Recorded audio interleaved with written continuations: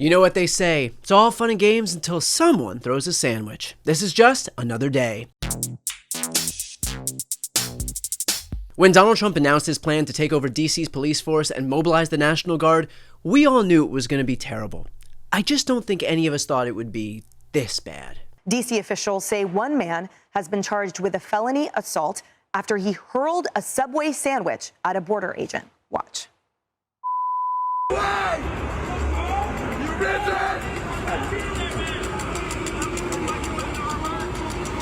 You bitch! Oh! Oh! God! To be fair, our sandwich artist could afford to be just a tad less fascist when it comes to sparing an extra slice or two of that white triangle cheese. But DC is a polarized town, and this assailant was not without his defenders. He didn't get hurt. There is no reason to get a felony because, so what, he's wearing a uniform. He's supposed to be a hero protector. Well, looks like the hero protector became the hero receiver. Epic sandwich pun! Look, I'm not sure why I have to say this, but I will anyway. It is wrong to throw a sandwich at federal agents, for multiple reasons. Yes, it's battery, but it's also nutritionally unwise. If your plan is to hurl your meal at law enforcement and then run away, you're not going to have the proper caloric intake one needs to make it very far. I mean, sure, if you'd made it a combo meal, I could see throwing the 20-ounce fountain drink or even one of those 2 cookies they generously give you, considering those are empty calories, and frankly, you'd be better off with a bottle of water and some carrot sticks anyway. But again, don't throw your sandwiches at law enforcement. Not that Subway hasn't been totally preparing for this whole sandwich as weapon trend for quite some time. This morning, Subway facing scrutiny in a new proposed class action lawsuit. The plaintiff, Anna Tollison, accusing the restaurant chain of grossly misleading customers after she bought a steak and cheese sandwich that the suit says contained 200% less meat than the heroes depicted in Subway ads. Unconscionable. Giving Americans a steak and cheese with practically no steak and cheese? It's like giving our patriotic soldiers guns, but no bullets. Also, I have it on good authority that selling someone a steak and cheese without the steak and cheese is how the Philly fanatic got radicalized. Anyway, I'm sure this was just one isolated incident by some angry drunk guy in D.C., and the administration clearly has bigger fish to fry. Attorney General Pam Bondi says that the suspect was actually a DOJ employee and has been promptly fired. Or not. I gotta say, it is pretty wild that he worked for the DOJ. But frankly, he needed to lose his job because it was of the utmost importance that they would make room for this guy. The Justice Department has hired as a senior advisor someone who faced multiple criminal charges due to his presence at the January 6th Capitol riot. His name is Jared Wise. You can see him in the blue jacket on the left side of your screen yelling at police officers. He's heard in this video calling law enforcement present there, defending the Capitol, Nazis, and yelling, "Kill them." Not just once, but repeatedly. Wise pleaded not guilty, but was never put on trial due to President Trump's pardon. So let that be a lesson to anyone who insinuates that a member of our law enforcement is a fascist. If you do it without a sandwich, there may just be a plum job waiting for you on the other side. Well, moving on to... And then he took a Subway sandwich about this big and took it and threw it at the officer. He thought it was funny. Well, he doesn't think it's funny today because we charged him with a felony, assault on a police officer, and we're going to back the police to the hilt. So there, stick your Subway sandwich somewhere else. Is that somewhere else his cheeks? Because I think that's where your surgeon shoved your Subway sandwich.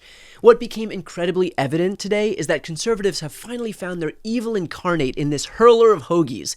He's a man who embodies all that is wrong with the liberal left, which is why people like Jeanine Pirro aren't going to stand for it. She's taking this very seriously and saying it's not just about the crime and the chaos being reined in, but about the agents that have been put out there on the street to do their work, not being taken advantage of, not being assaulted and violently assaulted, and saying that they're going to stand up to that as well.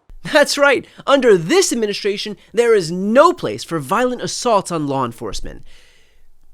Fine, one place, but they'd prefer to not talk about it. It is very rich to say we are going to charge the sandwich thrower with a felony. When I was there on January 6th, and all of those people that assaulted police officers got pardoned.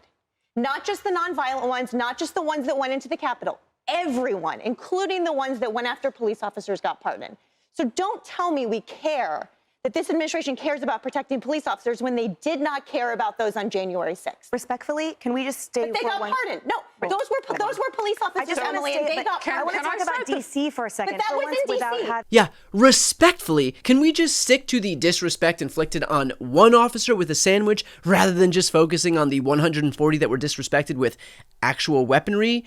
Yep, conservatives are totally anti-crime, and one of the biggest crimes they see is the crime of bringing up one specific moment from our past. You think it's because Trump cares about crime in D.C., really? Because I remember Donald Trump on January the 6th, 2021, not giving a crap about crime in D.C. Now verb January 6th. Okay, Mehdi, no, Mehdi, come on. Talking about completely different things. You don't actually care about crime then. You cannot talk about this. There's completely different things going on. Yeah, these are totally different things, because one of these things was endorsed and excused by our current president, which really makes statements like this from today a little bit odd to hear. Well, we're going to be getting the criminals the hell out of here. We don't want the criminals in Washington, D.C. Well, not the 1,600 patriots I pardoned. I mean the real criminals who just throw bread and deli meat on our very fine officers.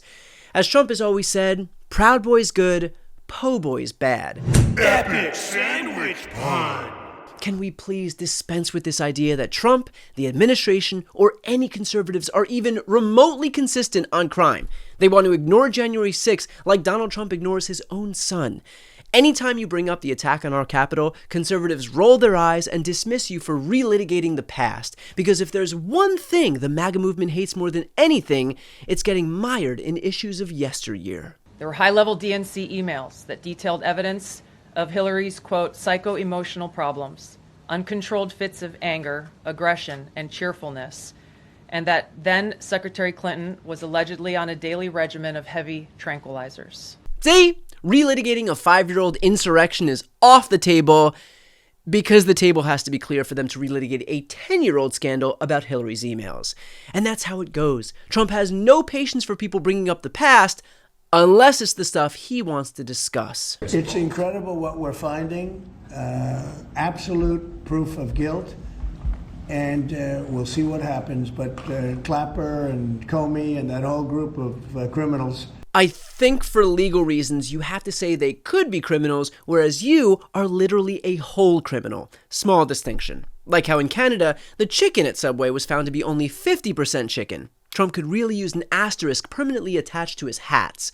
And again, if Trump and Republicans want to live in the now so badly, why do we keep harping on this part of the past instead of everyone's past? While the Democrats have tried to make this Epstein thing about anything but, the fact that Democrat billionaires and Democrat political leaders went to Epstein Island all the time, who knows what they did, but it's totally reasonable to ask these questions. We know that Clinton, or allegedly he went to the island 26 times, 28 times, totally appropriate for Comer to be asking what was going on at that island. I agree, but I also think it's worth looking into what someone else was up to back then.